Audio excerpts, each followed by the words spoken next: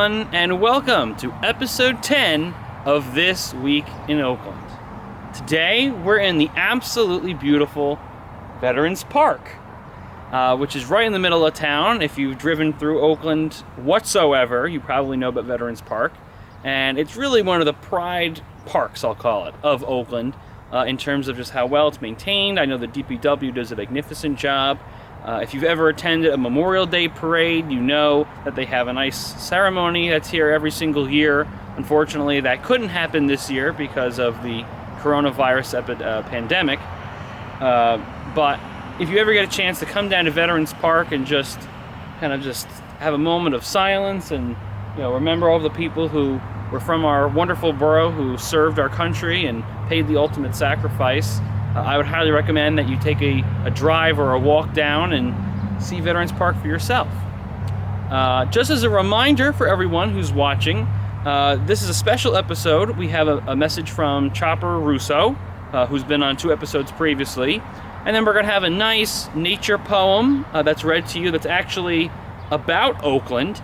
And then we have a behind-the-scenes tour of actually how this program, This Week in Oakland, comes together, featuring myself and our 2 editors, Christian Chu and Benjamin Good. So sit back, relax, enjoy episode 10, and also just make sure you write on your calendars as well that our next episode, episode 11, is our special graduation episode. And in there, we're going to feature some messages and a photo slideshow showing some appreciation for all of our graduates here in Oakland, here in the class of 2020. So again, let's start off this episode number 10, with Chopper Russo. Hello, I'm Thomas Chopper Russo.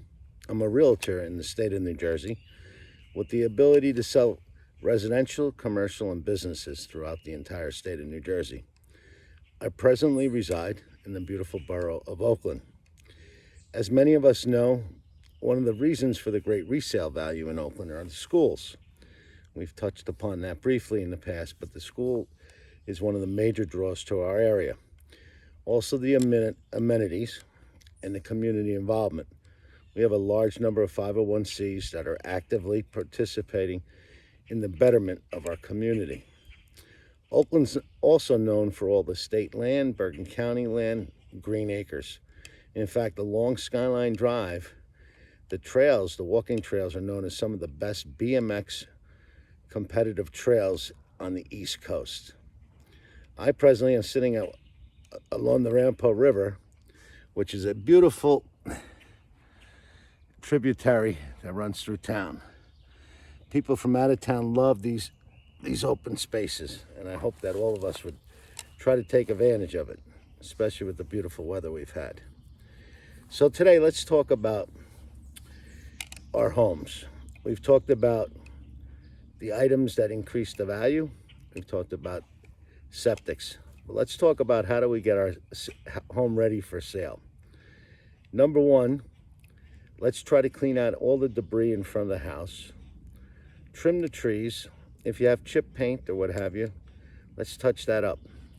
When we go inside, one of the best things to do is to declutter. I know many of us have beautiful collections over the years, and it's time to bring them together. When we get ready to do photography, we always recommend that you take all the items off the top of your counters in the kitchen, because psychologically, when someone's looking at the pictures, be it a video or just looking online on the still photos, in their mind's eye, they're thinking about where to put their blender, where to put their the toaster, etc. Always the rule of thumb when preparing your house for sale, less is more. So if you can declutter, that's a great thing.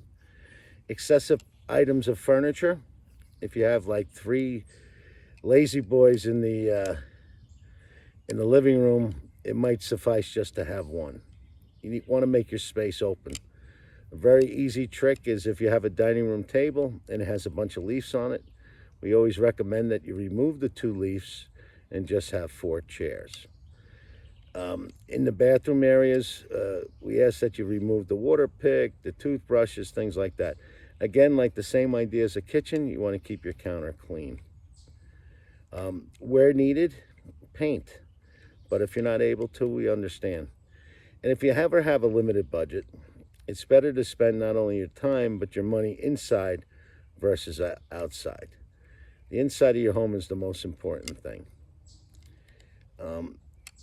Just keep it neat and tidy if necessary.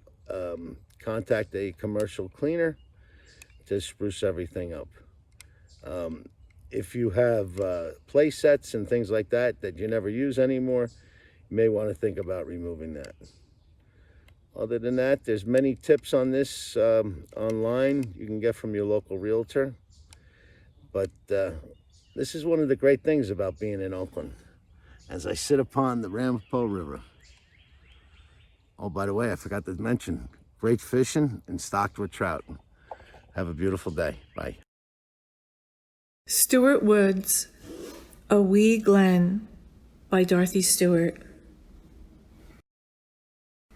Now, as I am older, I find increased joy looking down through the acres of trees to watch the changes the seasons bring. In early spring, the glen is laced with white blossoms from many dogwood trees. Slowly, the leaves burst with leaves, providing a canopy guarding the birds, hawks, and other creatures that live there. As autumn approaches, the trees turn red, yellow, and orange hues, more brilliant than a painter's palette. After the leaves have fallen, and snow gently covers the glen, in early evening, I can see the twinkling of lights from the center of town, much like a Christmas card. The trees stand like sentinels with their limbs covered in white and sway in the breeze. As the snow melts, I can hear the babbling of the brook as it travels down the slope and know the cycle will begin again. I sit by my window, always in wonder of the beautiful changing scene. Hello everyone, Ryan Schwertfeger here, except slightly different view than you normally see, but I'm here today to talk to you, one of three people who are all going to be coming up, to give you a behind-the-scenes look at how this week in Oakland has been made up to this point, and with only a few more episodes left as we'll continue to go on with the rest of the series. So the first thing is we've had a few different volunteers who have all gotten involved. Some are on the TV committee, some are on other committees, some are part of the commission. So we want to thank all of the people who have volunteered to create content. So one of the things that I will do, and I'll use this as an example here, is I've had this rotating board, I guess you can say, and I feel, take a look, you'll see that there's all these different people on different days. So what I'll do is I'll try and make sure I rotate it enough so that the same person isn't going to be on 2 episodes in a row. Then there's different things that I hear about, I can't do anything this week, I have a prior commitment, alright, well then let's squeeze you into this week. So a lot of it is coordination between all the different volunteers to try and find out who's going to go where, what segment they're going to do. I mean, you don't want to put 4 interviews all in one episode. You want 2 interviews, a nature walk, and a cooking thing on one episode, and another one have some other things. So you want to try and have some variation in there as well, so the program isn't an hour of just 3 different interviews. That really isn't that interesting to you, the viewer. So there's a lot of coordination involved. And then I usually come on over here and I'll send emails out to everyone who is on our working group, I guess you can call it, for This Week in Oakland. So I'll send you a reminder usually at twice a week. So once at the end of the week to let people know that your clips are due, and one in the middle of the week just to kind of check in, just as a nice little pleasant reminder to remind people that their segments are due. So how do we find out when things are due? So I like to give Chris and Ben, who you'll meet a little bit later on, I like to make sure that they have enough time to do what they have to do editing-wise. So what we'll say is, for example, today, as I'm recording this, it's a Saturday. So I'll always tell volunteers, please have your recording submitted by Saturday or Sunday. Then that gives Chris and Ben from that Saturday, Sunday up until about Friday, the following Friday, Saturday to edit. Because, they're busy, they have their own things to do. So they have a whole week to go through, edit, make changes, I review it. That whole thing takes place usually over the span of a week. And then that weekend, that Saturday night, Sunday night, so it's been now a week since it was first submitted, then the final touches are being made. We're adding music, we're adding the credits, we're making any last minute adjustments. Usually then it's completely finished by Sunday night, Monday. Sometimes, if there's something going on, maybe it'll be Monday night, Tuesday. And then usually This Week in Oakland has been airing starting on a Tuesday night or starting on a Wednesday night. So we will need to make sure that the clips are in. It's about 2 weeks from once it's received. The clips are received. Then there's that whole week that it's being edited and worked on. And then that following week, it'll be on the air. So I have a nice little calendar that, kind of make sure that we're all keeping track. Because sometimes we'll say, all right, episode 8 will air this week, but episode 9 clips are due that weekend, the weekend that we're finishing episode 8. So that way we're finishing up, wrapping up 8, we're transitioning into starting to work on 9, and then when 9 is done, the 10 clips are starting to be due. So you're always kind of acting like a week and a half behind as you go along. So that's how it works on that end. In just a quick second, I'll show you outside how I take the nature photography and do my intros and closings. But that kind of gives you a little bit of a sense of my role up to this point. And I'll be right back before we switch it over to Chris, just to tell you a little bit more. But now I'm going to follow myself outside and show you exactly how we take the nature photography so you have those nice openings and closings as part of This Week in Oakland. So after it's all organized, who's going to be recording the different segments of This Week in Oakland for that week, I always keep my eye out when I go on my almost daily walks. Either it's just me, or I go with my stepmom, or I'll take the dog with me. And as we're walking around, I'll always kind of look and see what different things are in bloom, what trees are budding, what flowers have nice bright colors. And I'll make sure to record them so that it's a nice part of our introduction. So when you watch This Week in Oakland at the beginning and at the end, and you see all the different nature videos and photography go by, that's by yours truly, actually taken as I'm walking around the neighborhood right here in Oakland. So just to give you an idea of how that works, it's pretty simple, because a lot of you could just do this at home. So I just take out my handy-dandy cell phone as I'm walking around the area, and if I see something that really strikes me, so let's say we're going to use this nice purple flower over here, and I say, you know what, I think that would be great. So I open up the video on my phone and I make sure that it's on the highest possible quality, because it's always better to be a little high than to be a little low, especially when you're going to be broadcasting on TV. Now, if many of you have watched This Week in Oakland for a while, you might know that the way that the logo is at the beginning and at the end of the show is that there, on the left-hand side, there's a part that's a little open and you can see through, whereas the right-hand side is completely filled with white background. So if I want you at home to see all this nice nature photography that I'm taking, I got to make sure that whatever I'm filming is left heavy.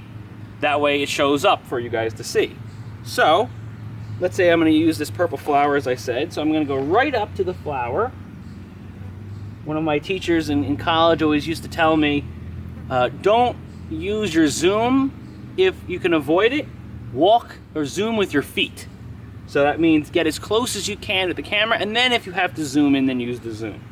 And that's really been some great advice as I've been doing this. So I'm going to go up here. It's a little harder to see because there's probably a bit of glare, but that's all right. So I'm going to try and hold the camera steady, and I'm going to make sure that the purple flower is very heavy to the left. I'm going to give my camera a quick tap on the flower so that it focuses, and then I'm going to hit record. Now the good news is when we do the openings, you hear our theme music, so it doesn't really matter that I'm talking over the videography that I'm taking. But I'm just going to hold the camera as steady as I can for approximately 20 to 30 seconds. And then we'll normally take the best 20 or 30 seconds of that clip And that's what you'll see on This Week in Oakland. So I'm going through, and here we are at 25 seconds, so I'm gonna hit stop. And there we go. And that's how simple it is. And then, you know, I'll usually go around, and I usually wind up seeing 1 or 2 interesting plants that, you know, I try and walk different neighborhoods, so I'll usually take 1 or 2 videos every single time that I'm out on a walk, and I'll upload them to our Dropbox folder, and then from there, we'll rotate them in each week, so, you know, the same nature clip isn't on for more than like 3 weeks at a time. That way it really reflects what plants are blooming and are available for everyone to see when you go outside, to reflect, you know, what's actually going on at that time. So now that the nature photography is done, let me show you how I film the intros and the closings and the transitions as well. So as many of you know, I film the openings and the closings of This Week in Oakland. So how do I do it when it's just me? So one scene that you've seen me use a few times is here on our front porch, a little brick patio. So I got myself sitting in a chair, and I have a tripod set up with my phone on it. And what I'll do is I'll just reach over and I'll hit the button to start recording, give myself a few seconds, and then record the opening, record the closing, record the transitions, and then hit stop. And then those are the clips that I then send over to Chris Chu, who then does the initial little editing and makes sure that it looks good. So that's how the intro and the closings are shot, which is usually the first thing that I do. Now, the second thing is we go on Dropbox and we gotta upload all this stuff. So let's go back inside and take a look. All right, now we're back inside at the computer. So here's what the next steps are. So I record my intros, I record the conclusions. As I'm going throughout the week, I showed you how I record all the nature segments, and I already showed you the work that I do ahead of time in scheduling and making sure that everyone's aware of what the rotation is of when to submit clips. So I upload my clips. We have a Dropbox folder that Chris and Ben also share and have access to. So I load my transitions, my introduction, my conclusions, all that to here.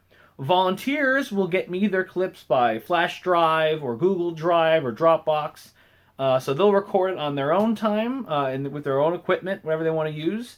And then they send me either the final product or all the different clips they're going to use. And then I upload it on the Dropbox. So we have 3 different folders that are on here. You probably can't see because of the glare, but we have 3 different folders. So we have a Chris to do, a Ryan to review, and a Ben to use folder. So when I get everything, I put it all into the Chris to do folder, and Chris then takes the clips from the folder, downloads it on his computer, and he'll show you all the work that he does on his end. Then he'll upload it, give it back to me in the Ryan to review folder, so I'll take a look at it and just make sure everything is correct and there isn't anything to change. And then I'll dump it in Ben's folder, which is to use, and Ben will show you a bit later on how he goes through and rearranges all of the files so it's one complete cohesive program. But now it's time to head on over to Chris, and he's going to show us right now all the work that he does once I upload my files and the files from the volunteers into his folder. So now it's time to go on over and see what's going on with Chris. Thanks, Ryan. Hi, I'm Chris, one of the editors for This Week in Oakland. I'm going to be going over the editing process for a typical episode. What first happens is Ryan uploads the clips to Dropbox, and then I grab them, download them onto my computer, and sift through what there is. So that usually takes around 30 minutes to 3 hours, depending on my internet connection and how many files there are. Dropbox has been kind of a pain lately, so I need to download each file individually as opposed to getting a zip file. Now, once I have all the files on my desktop, there's usually a note provided for me detailing like what clips go in what order, when to show certain images over the video, and other notes from the content creators. So in an example of an interview where the person being interviewed wants a certain promo to be shown, like when they're talking about, let's say, a fitness class for the retirement center, or so on. Usually that'll be in the notes.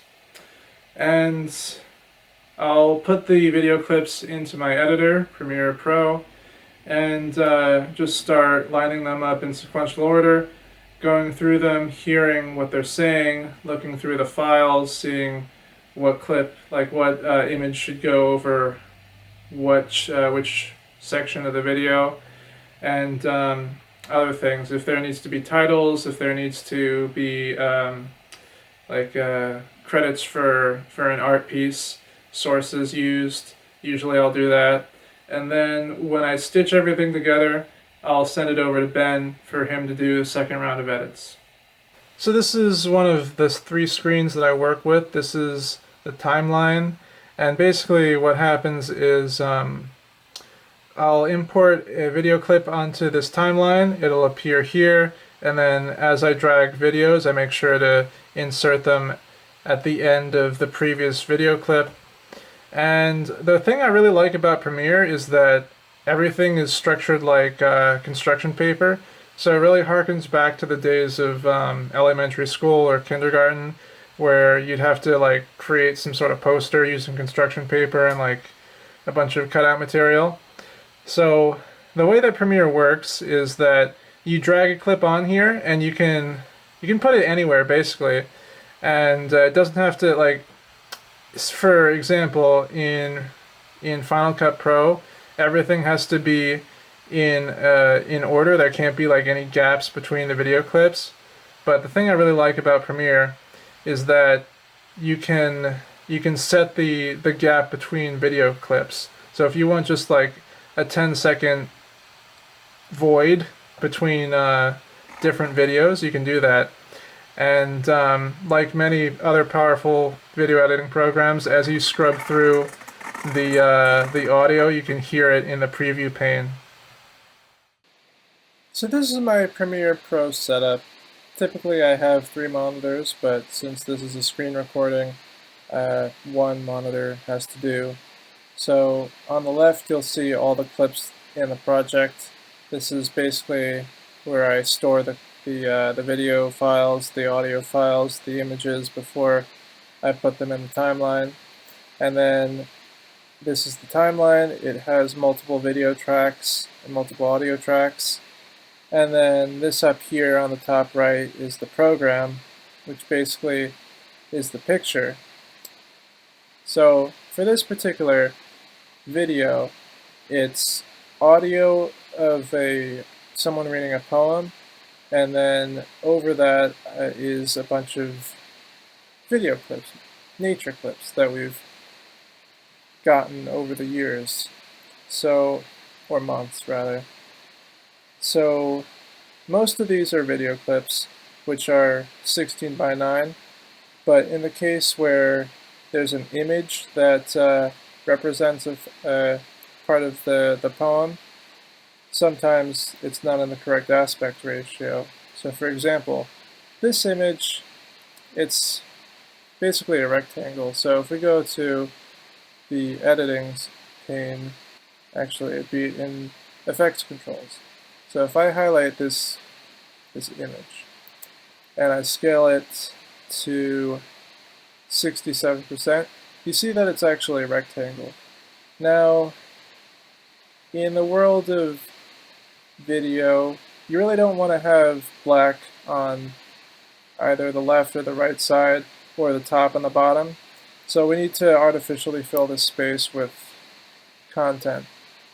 So what I like to do is I like to copy the image underneath, like create a layer underneath, expand that so that it takes the entire screen, and then in the effects pane I go to video effects, blur, Gaussian blur, and what I do is I drag the Gaussian blur over the backgrounds, and I go back to the assembly view. So now we have the Gaussian blur applied, but you don't see this as blurred because we haven't set the magnitude. So I go back into editing, and I scroll down to Gaussian blur. Let's set it to like a 33 so you can kind of see the detail, but it's still blurry. And then we want to set the opacity to like, let's say 70, 74. So now it's a bit darker. The main focus is on the center image, and the center image is still a bit small. You can't really see the detail that well, so we'll just increase the size a bit to there. And let's play the video clip. Fades in nice. Oh, that's weird. Alright.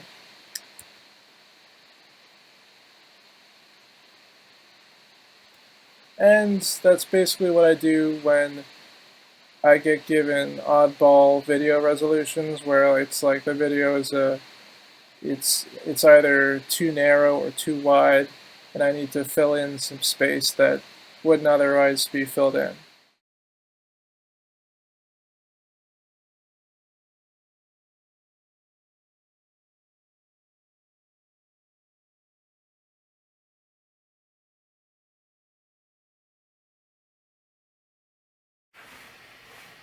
So now that I've stitched everything together, I noticed that there's some issues with the audio. In some clips the audio is too low, in other clips there's too much background noise. So what I do next is I import the problematic audio clips into Adobe Audition and run some compression, run some normalization, run some noise cancellation effects, and make the audio sound more presentable for TV and YouTube.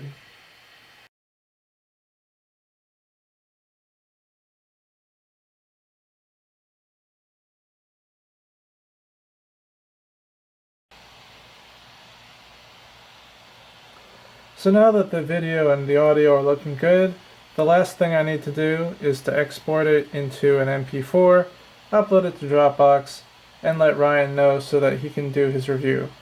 Once he gives sign off, it's up to Ben to do the rest. So that's my part. Now let's go to Ben.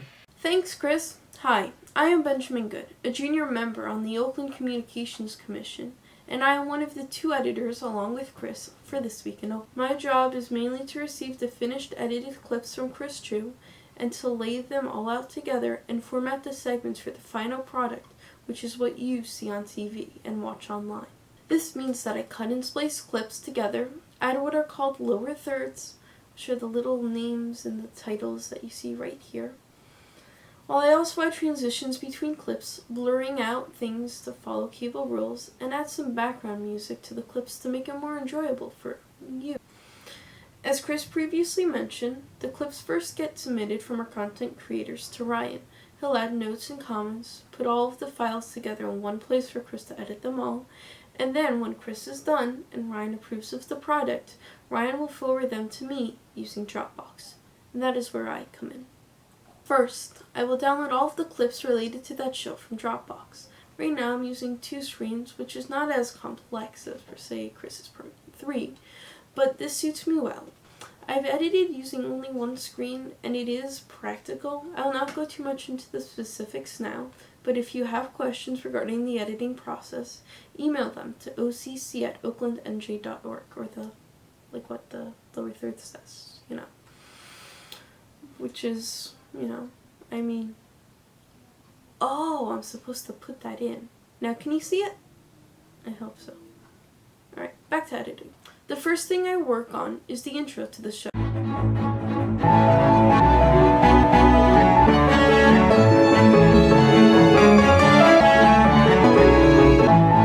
Ryan has left me instructions on which flower and nature clips I should use for the intro, which were all filmed by him as he explained earlier.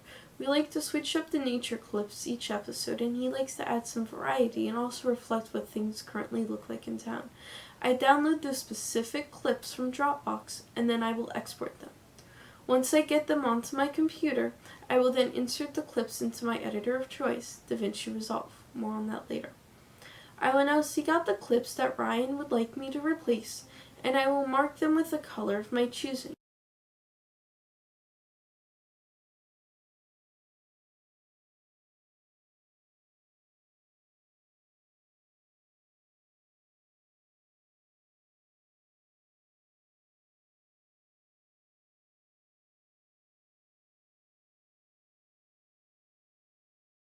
Next, I will go ahead and bring the clips down to their specified timing and make sure they are stabilized and in focus.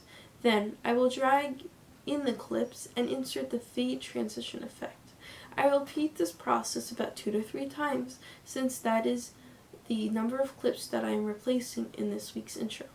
Finally, I will make sure I change the text that used to say episode 8 to episode 9. Then, all I have to do is hit export on our intro, and it is done. I'm now done with updating the intro, and I have now transitioned to the other computer.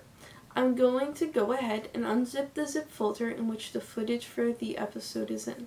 I will launch Resolve again on this computer. While that's loading, you may be wondering, why am I using Resolve? There are many different video editing software programs out there, but the 3 most common are iMovie, Final Cut Pro, and Adobe Premiere. Remember, this is not an advertisement for any company, and these are just the opinions expressed from my personal use. I'd also like to mention that none of these editors are bad. They all are good, and they all will suit anybody's needs. But again, this is just opinion, and this is what works for me, and especially with editing this complex program. iMovie is a great basic editor.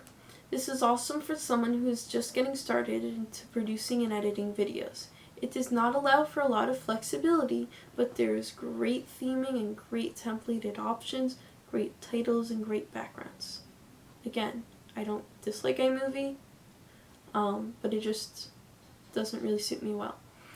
Final Cut Pro is like the more advanced and paid version of iMovie. It's almost the same, and while I've not worked a lot with this editor, there are some differences that do set it apart from iMovie, but you cannot do certain things, like leave blank space in between timeline clips like this.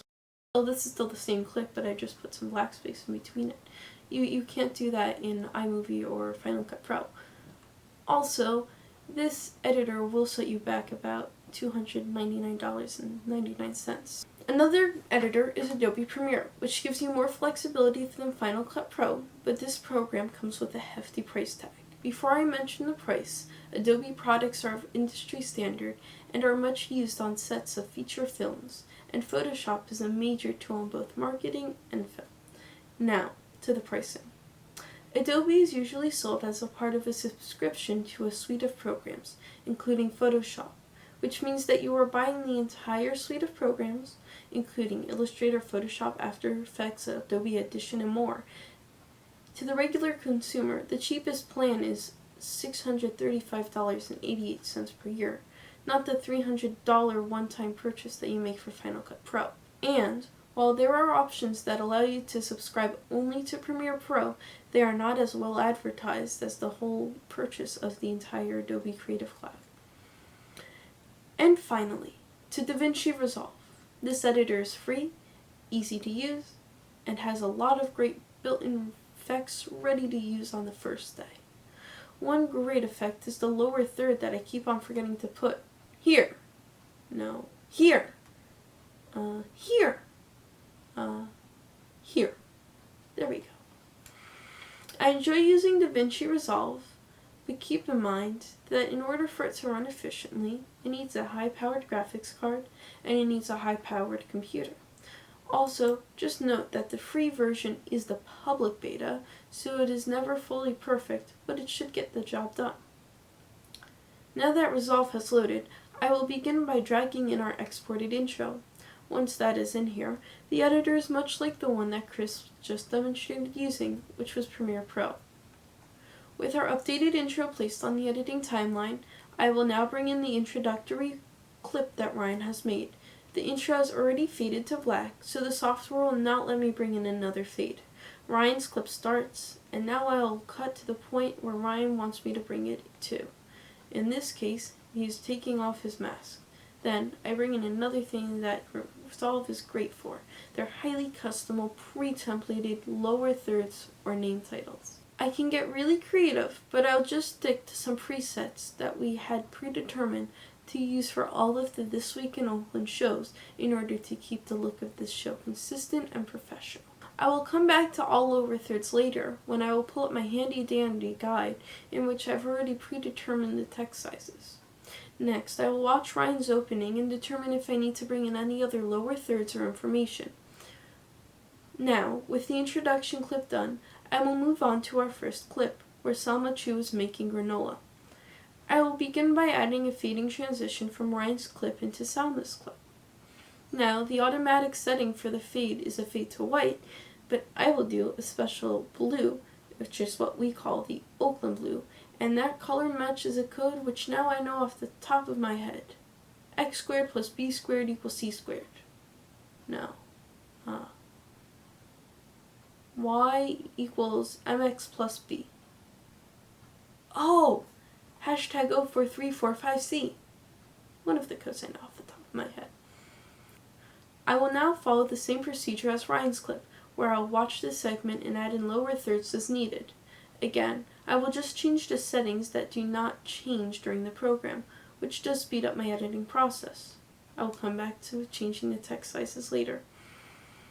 Now, during the segment, if I find anything that needs a lower third, like when someone mentions an ingredient or Michael mentions an email address, I will add it in and change the settings I know offhand.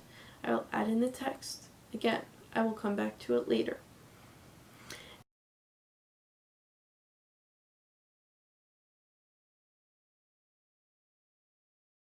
Now that Salma's clip is done, I will add in Michael Corelli's clip, where I will do the same procedure. Add in lower thirds, do a fade, and more. Now, even though I may think that I will not need to add in anything else or cut anything else, there may be some things that pop up during the video. I will clip and add in lower thirds as needed.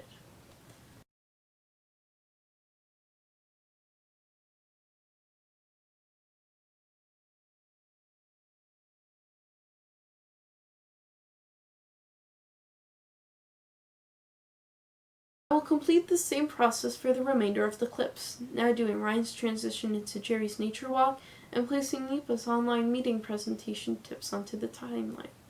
Finally, we have Ryan's conclusion, which requires more work, where I'll add in a social media graphic, which we have been posting now for several episodes, and the Borough has been posting it on its social media channels. Finally, I will come back to the first computer where I'll edit the conclusion following the same format for the intro. I will change the episode number, change the slides, and edit the nature clips.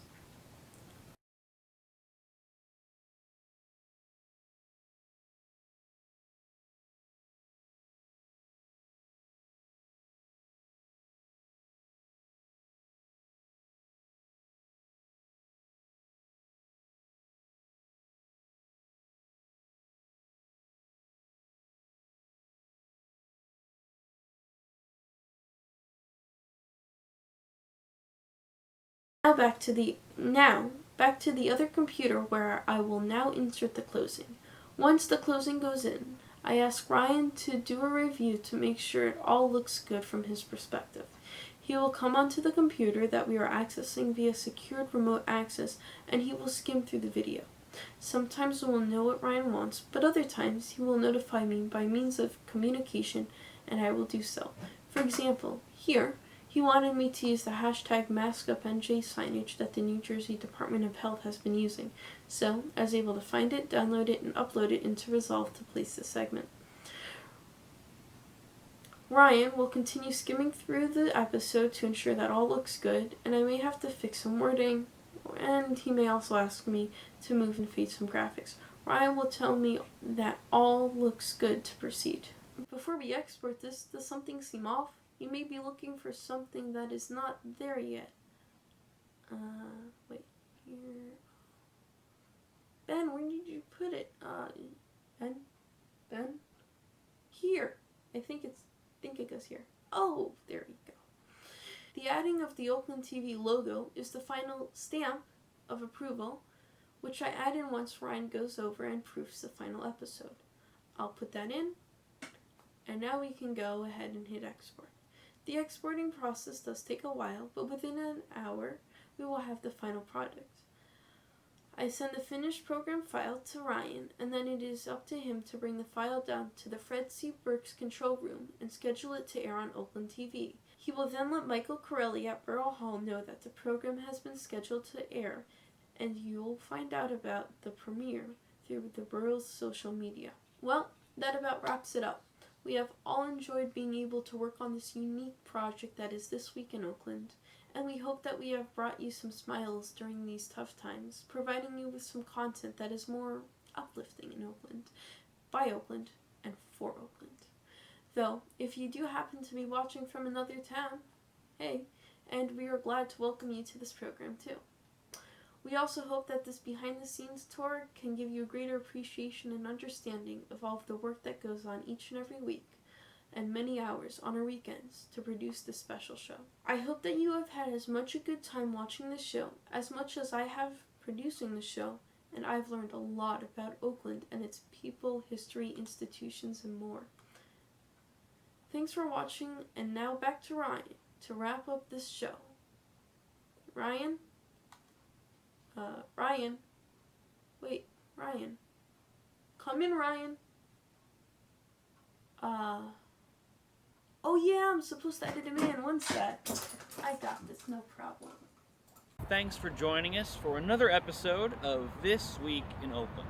I figured I started by the main plaques and memorials that are in the middle of Veterans Park, and I would end next to the newest memorial that we have here, which is to those who passed away from the terror attacks of 9/11/2001.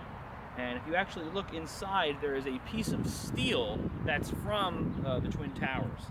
So I highly recommend everyone in Oakland should take an opportunity to come down and read all the different names of the people who have served our country and passed away, and to those who have passed by no fault of their own or not willing of their own, and to remember that there is still evil that is out there in this world, and we should be very thankful for those who continue to fight for our freedoms and defend the liberties that we cherish and hold dear. So hopefully you can take a nice trip down to Veterans Park and remember all these brave and courageous Americans. I appreciate you joining us for this episode of This Week in Oakland. Remember, next week is our special graduation episode, so we hope to see you next week for that. And as always, if you have any questions or you're interested in joining the commission or any of our committees, send us an email at occ@oakland-nj.org. And I'll also remind you as well, if you're interested in signing up for our borough newsletter or you're interested in signing up for our emergency alerts, both of those can be found on the borough website, www.oakland-nj.org. Thanks again for watching this episode 10 of This Week in Oakland. Reminder again, next week is episode 11, where we'll talk about our graduating class of 2020. And until next time, I'm Ryan Schwertfeger. We'll see you on the next This Week in Oakland.